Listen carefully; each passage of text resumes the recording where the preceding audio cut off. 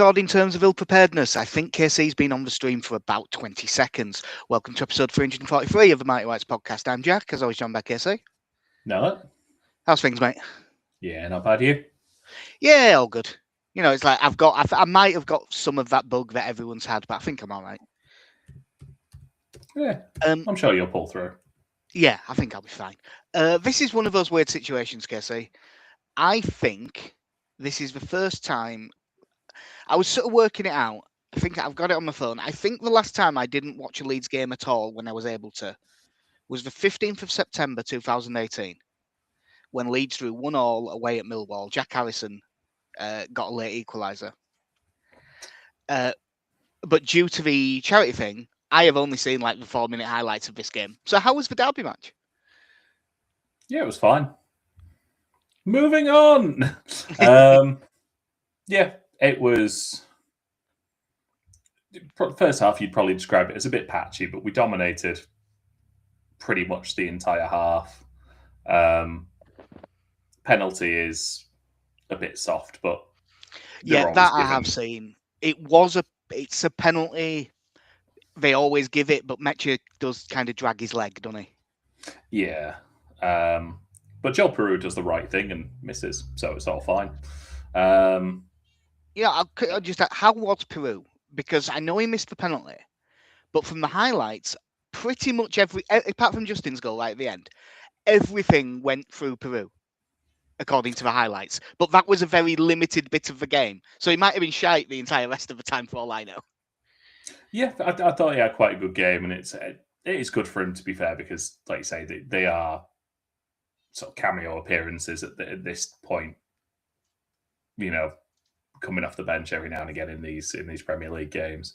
So I think it was good for him to get, a good performance under his belt there. As a whole, I was not surprised that Ethan Ampadu started at the back because we did say he always picks him. Yeah. But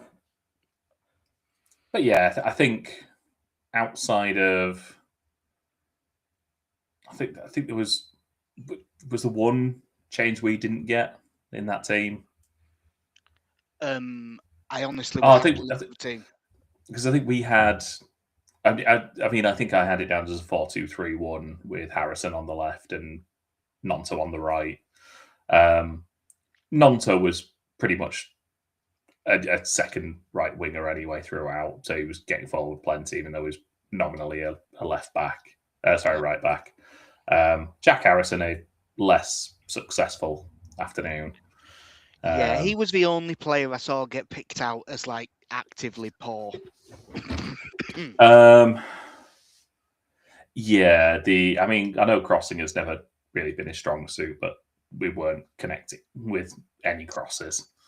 The corners were no better, although I think Tanaka also took one that went straight over and out of play as well. So you do notice that drop off when sort of there's no stack, there's no long staff. It is a bit of a steep curve. Derby went in front. It was a bit poor, the defending. Nonto tracks and then seems to fall over into the back of someone. Yeah. They try to poke it clear straight to Brereton Diaz, who curls it into the bottom corner. Yeah, it was Buonanotte, wasn't it, that just sort of tapped it as if he was trying to play a pass in his own area. Yeah, so it wasn't great. But again, pretty much straight afterwards, we continued to dominate. I mean, without looking at the stats, I know the number of passes they had in our half, in completed passes in the second half, was stupidly low. Yeah. But it wasn't at no point did they really try to shut up shop or anything like that. They just sort of went through the motions. And then by the time we score, it's on the cards. Yeah, that first goal is an excellent bit of football. Really good passing with a Yacobiol stepping up properly into midfield. Yeah. Like I say, it was really nicely worked. And then Joel Peru, lovely step over, and Willie Nonto absolutely leathering that. which I did say. I did think I did say at the time. If you've got legs as thick as his, you should be able to hit a football really, really hard, and he did. Yeah. Um, Now that was a lovely goal. It's always nice because obviously we won. Calvert-Lewin's won at Sunderland, one goal of the month. This it wasn't quite as nice as that, but it was a pretty good bit of football. Yeah. I can't even remember the build up to the. All I know is something, save, Tanaka rebound. Yeah, it was Peru from the edge of the box that was There you saved. go. I can't remember the stuff before that either, to be honest. And then before we get the goal on the break at the end, did they really put us under any pressure between? No. Right. Like they offered very little. The only surprising thing I found was Stack and Aronson coming on at 2-1, because all I kept thinking at that point was, all it takes is us to concede a set piece here, and those two are playing for an extra half hour. Yeah. So I wasn't massively keen on that, but Leeds break away, and Metcha, who by the time he gets the ball, by all rights, could just go to the corner and hold it there. But it's a lovely curling pass into James Justin, who, God knows why he's the one that's leading the charge on the other side, but fair play to him.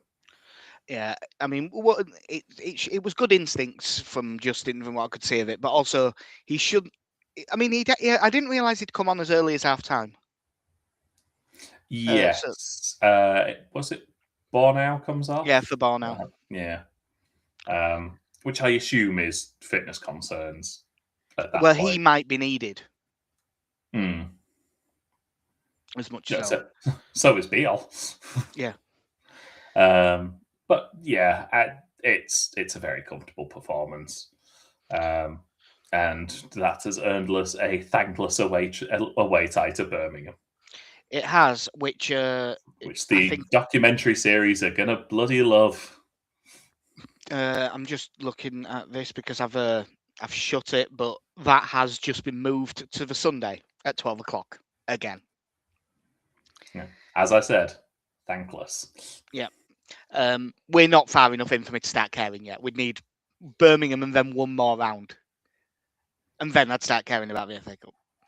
Yeah. And then all of a sudden I'd probably really care. From various things I read, people said Tanaka was about the best player. Yeah, I was going to say Nonto got it on TNT. Could have gone to Tanaka. I think it could have gone to Joel Peru. That's all his game was really missing, to be honest, was a goal. I thought he did very well. And it was, we do have to be clear, it was a shit penalty. It was a dreadful penalty. So bad that we had to concede from it. But yeah, like there wasn't a lot you could say about the back three. Apparently, it was with an injury that Buonanotte went off. Cheers, Michael. I know that from the press conference today, the only person who isn't fit enough to be in the squad is Dan James. Yeah. So they're all back involved somewhat. Days, not weeks. Yeah. Months, not years. Yeah, I think that was probably the surprise of the players that starting was Okafor. Like, I know he's not been as involved, but I was a bit surprised that he started. Yeah. He again had those moments of not doing a whole lot, and then because it was against a championship team, he would just do two things, and you're like, he's just so much better than these. Yeah. But yeah, probably a game where I don't think I'd rate many players lower than a 6. I will say, and I guess obviously I'm the apologist in this. If someone else played like Jack Harrison did, it'd have been a very mediocre game. Yeah, I wouldn't have. The main thing I read was how shit Harrison was. He wasn't great, but I don't think he was that bad to be like for if you are grading it on Leeds players coming out of the cold in an FA Cup tie. I've seen much worse performances. I know that, like I said, I know the crosses and things didn't connect. It was quite nice to see him getting up and down, and I hope he is doing well on his Italian Duolingo. Yeah, well, at 4:15, the official Fiorentina account. Now, I don't speak Italian, but test Medici per Jack Harrison, and a picture of him shirtless with medical stuff on. I think it's fairly safe to say that he's off to Fiorentina. Is that a thirst trap? Do you know what a thirst trap is? I may not use social media much, but I am aware of the concept. So, yeah, good luck to him. He needs the move. It's that thing that they were talking about it on Don't Go to Bed Just Yet, is when you think just how many years of his career Jack Harrison has been on loan places. Yeah, well, he had 3 years at us. He was on loan at Middlesbrough and Man City before that. 2 years on loan at Everton. 2 years on loan at Everton, and now this. And he's like, what, 28? Like, he is... He's not young in football terms. No, in theory, he's at his peak, but I don't think he is at his peak. He's 29. He will be 30 in November. Oh, my God. Yeah. Jack Harrison's going to be 30. I know. We're all going to die soon. But yeah, loan for the season. All I was waiting for was, is it an option or an obligation? I assumed option because Fiorentina are like bottom at league with like 2 points, aren't they? And it is apparently about 7 million is the option.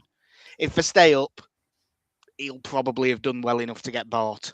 But right now, I'd be saying that he'll be back in July. Yeah, with another 2 years to go. Yep. They've also signed Manor Solomon as well. And they're getting that Paterici in, who's left Spurs as director of football. He's going over there. So he knows Solomon. And he apparently tried to sign Jack Harrison at Spurs at one piece. So yeah, that usual thing of we know he likes him, so that'll be why it happened. Elsewhere, in terms of outs, apparently Celtic want Joe Peru on loan. I don't see that happening. One, unless we get a replacement, but two, I'm not sure of the optics of the Rangers owners sending a player to Celtic in case he scores a load of goals and then Celtic win the league. Jack, they are two completely unrelated things. The Rangers affiliation has no bearing on Leeds United business. You know that. Yeah, it's entirely separate, obviously. You know. And Leeds are signing Ryan Kent. Yeah, one of them. We've got Parag Marathe. They've got Parag Marath. He's got a mustache. Yeah, and the most interesting out, Harry Gray has gone to Rotherham on loan till end of season. Yeah, good. I suppose the fact that they think he is, I suppose more than anything, the fact that they believe he is physically capable of going somewhere like that at 17, I do think speaks a lot. I will say now, I have no idea where Rotherham are in the table. They are 22nd in League One. They're doing bad. I will say, like, the main thing is he's going out and getting some football. So overall, I am happy. I do wish he was going to a team that was doing better. I'd rather he went to a team in League Two that were playing well. I think if this was the option available, and they probably wanted to keep him local for obvious reasons, he's a child. Like, it's Rotherham. You know, there is I mean, I know especially with players that age. Probably not so much with when you're at a League One club, but was it with Darryl Ombang or one of the keepers who went out on loan but was still training with us? You get that a lot with the really youth loans where they go to like the conference. Like there's a very good chance Rory Mahardy's doing that now. Because I know he's playing for Scunthorpe, but I don't know if they train every day. So it might be that he trains with Leeds on the off days and stuff like that. Just to mention it, Darryl Ombang had a bit of a nightmare today. Leeds got beat. The 21s got beat by Stoke. It was 1-0. He came charging off his line and got absolutely nowhere near it. They They won the previous game 2-0 at Reading, which was Gray and Reece Chadwick, and they played a lot better then. To be honest, the game today was not a very good game at all. Yeah. Although with Harry Gray being out, it meant Marley Wilson got a start and got 90 minutes. And although I have no idea if Marley Wilson is going to kick on, he's been out injured for like 2 years, so it's just good to see him back playing.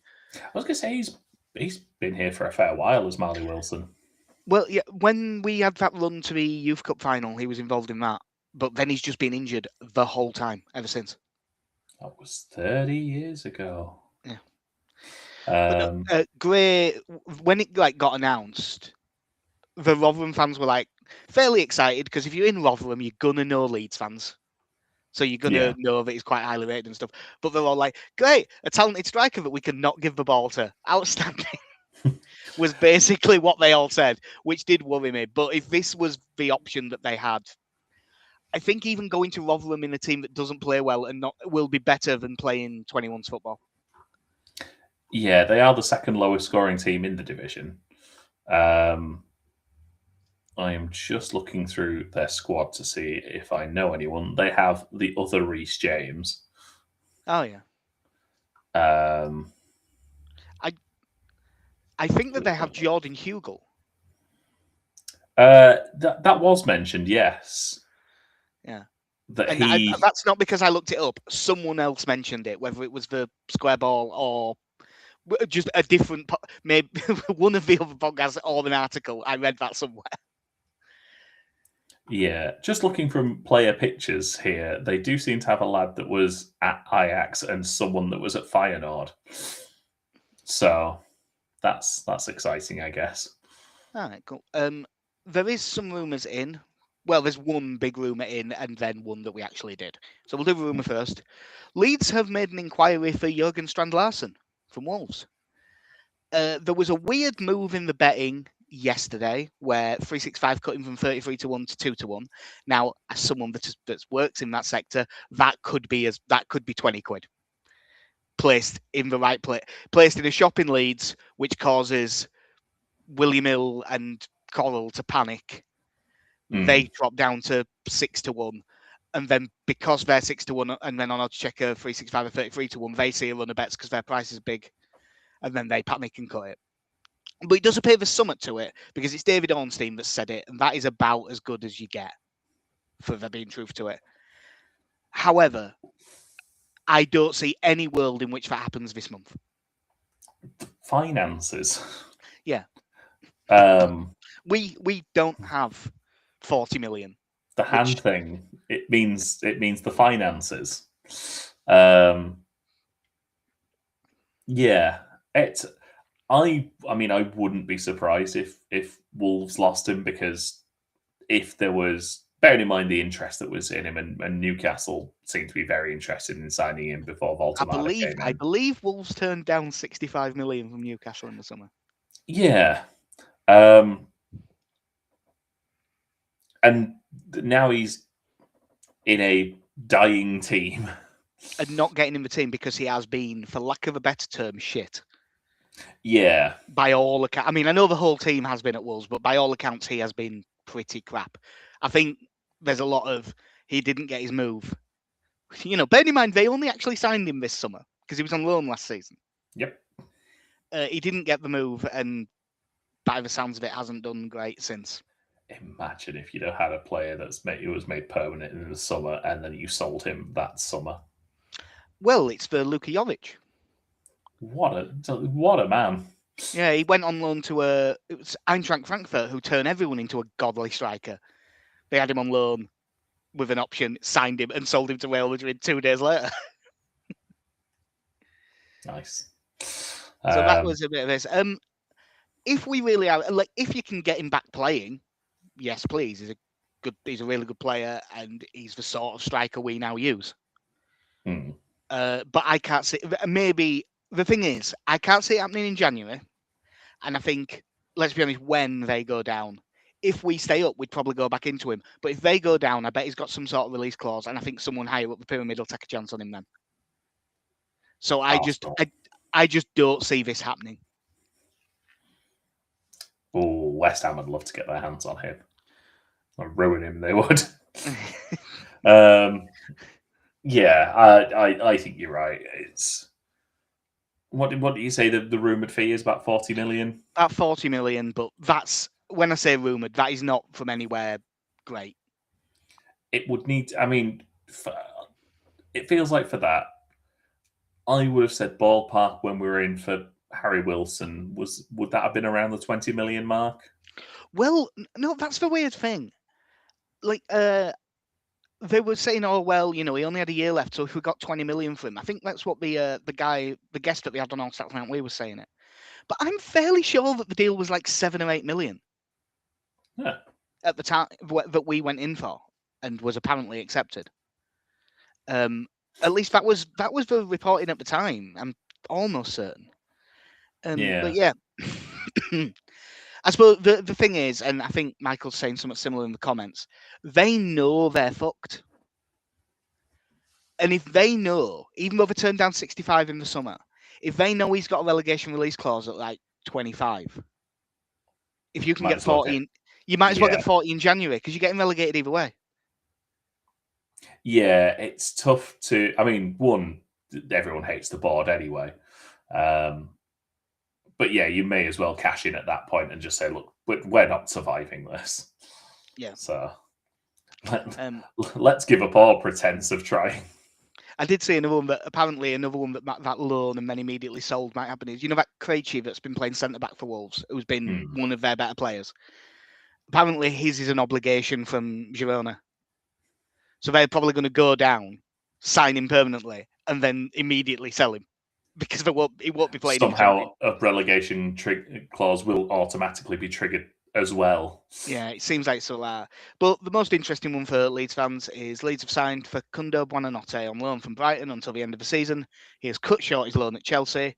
Why the fuck he ever went to Chelsea in the first place? We all said it. Why are you going there? You're not going to play. And one Premier League game later, in the middle of January, he's a Leeds player. He's a kid. He made a bad choice, but a 21-year-old that has nothing to do with Leeds. I'm not going to begrudge him that. He'll have got told Champions League and his eyes lit up, and that's perfectly reasonable. Yeah, and I dare say there's part of you just thinks that just backs yourself to get like, I need 2 good games here and I'm starting, and then it just turned out no. I mean, what was it? I think it's 8 appearances in all. Because they have been on a run in the League Cup, and he may have played some Champions League football as well. He definitely did play some, because I remember him starting and going, oh, so that at least he is getting something. Yeah, it's one of those now with the system. It makes probably a bit less sense than it did in the summer. Yeah, he isn't just the 10 in a 4-2-3-1 like he would have been in the summer. Yeah, like I know he can play off the right, and given that he's been using Aronson playing off Calvert-Lewin as well more recently, that he could potentially also fill that role. I didn't think I'd be saying this a month ago, but he will have some work to do to shift Aronson out of the team at the moment. I mean, if Aronson keeps playing like this, yeah. And I am pleased to sign him. He's the sort of player that we were lacking, a really creative player. And, he can play off both sides. He's got a good shot on him. I seem to remember him being pretty decent with both feet as well, which helps. Like, he can play out. It could play in the 2. I don't think that we'll really if we're playing 2 up front, I probably wouldn't start him. But if we're playing this rough 3-4-3 where it's Okafor and Aronson either side, if he plays to his potential, he will. If he plays to his potential, he will end up in the side of Aronson. Long term, you would think. I would say it's a transfer that doesn't speak much of the confidence that is had in Willy Gnonto at this point. No. Which I still maintain Willy Gnonto is a better player than Daniel Farke thinks he is. Yeah. It's to the point now where with him in, I would definitely think about Gnonto going out on loan to get half a season in him somewhere, because there will be takers. And even if it's just to maintain his value. Yeah, I do wonder if maybe the inquiry for Strand Larsen is if someone goes, and maybe that someone is Nonto. As a make weight. Yeah, not as a make. Just resell him. No, just like if a team in top half of Serie A came in and offered 20 million for Nonto, maybe they'd take it and use that money on Strand Larsen.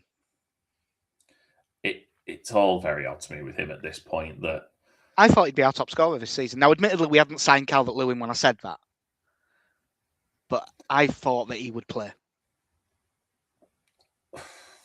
It obviously the whole start to his relationship with Farke was not ideal. Fair. It's probably the best way to put it. But there is a part of me that looks at the past 2 years and just thinks, right, but if you're not that fussed about him, and again, there were periods last season where he absolutely should have come into the starting lineup and he just didn't, then maybe we sell him. Yeah. But yeah, you do wonder, don't you? Because there's loads of players that we want to sell, but there's no market for them. Whereas him, there was a market.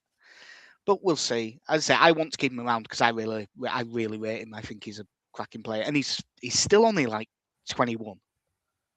That man's got several Italy caps. Yeah, which again was slightly ridiculous. I don't think he should have been a full Italian international.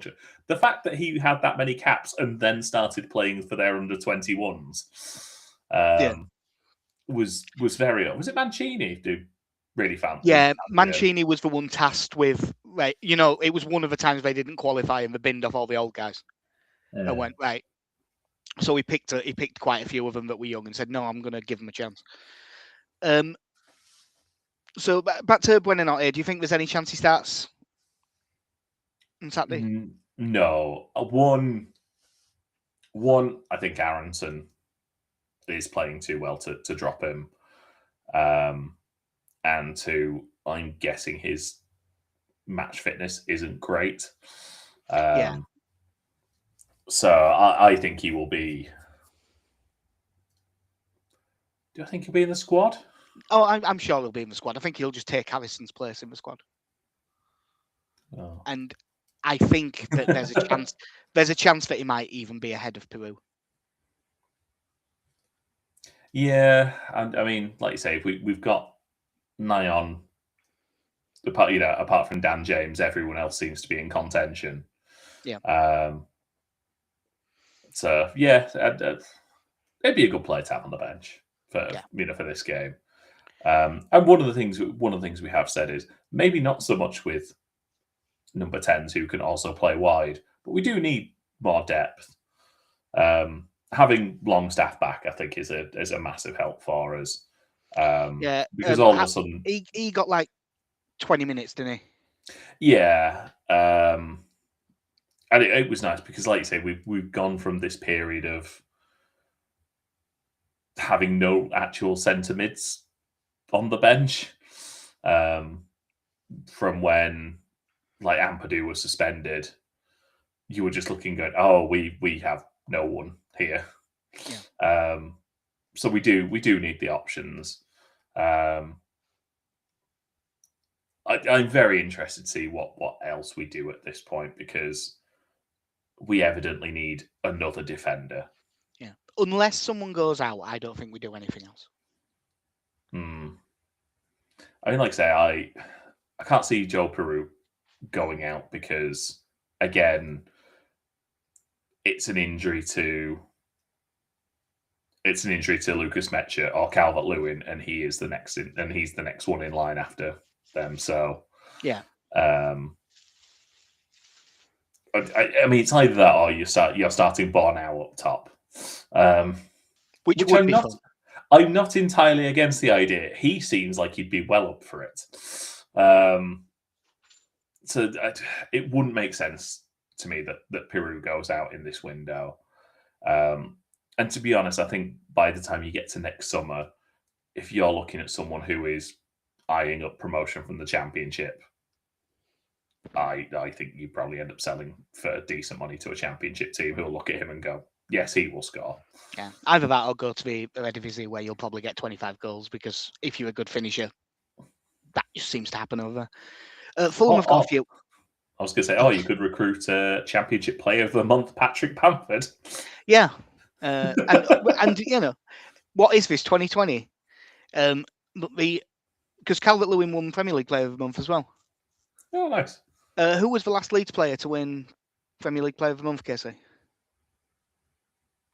Was it Patrick Bamford? No, it's much, much, much longer ago than that. Oh. Are you talking like early 2000s? Yes. Oh, ooh. Mark Viduka. No, but that's the sort of time we're talking. It's an FA award. I'm guessing it's not Lee Bowyer. No, it's a player that we don't like. The one we don't talk about at all. It's not Australian bastard. Is it Alan Smith? No. Oh. It's someone that we don't like. Is it Rio? It is Rio. Yeah. Yeah, Rio Ferdinand is the last one.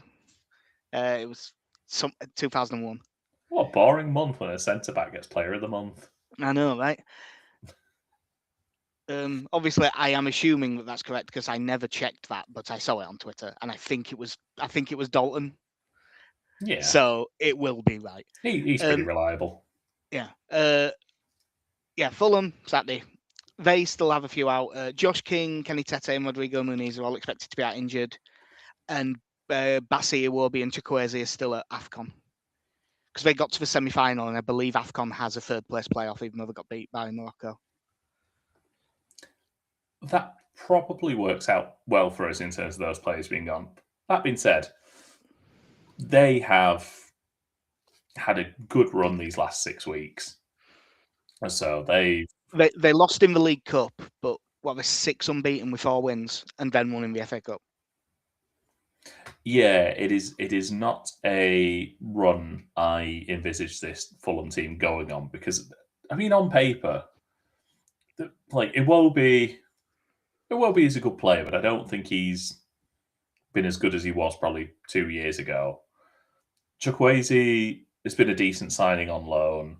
Calvin Bassey is very hit and miss. Calvin Bassey's weird.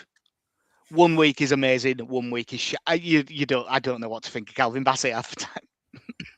Yeah, I'd love him if he played. I'd definitely love him if he played for Leeds. He'd definitely be one of my favourites.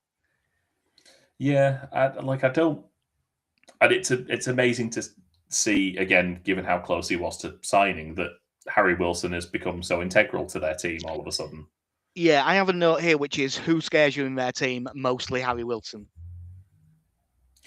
Yeah, I mean centre forwards, it's Raul Jimenez who,